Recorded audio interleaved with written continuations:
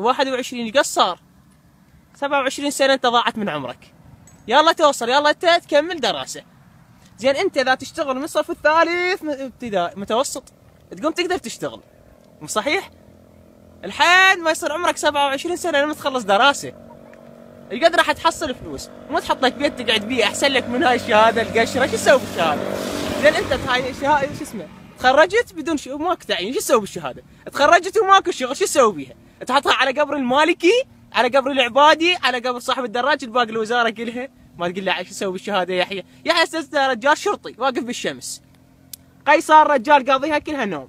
راح عنده سيارة دير مشخرة الشخر يشتغل بيها. عمي كم يلا يعطينا هسه هاي كل هالوادم عندها شهادات ودرست.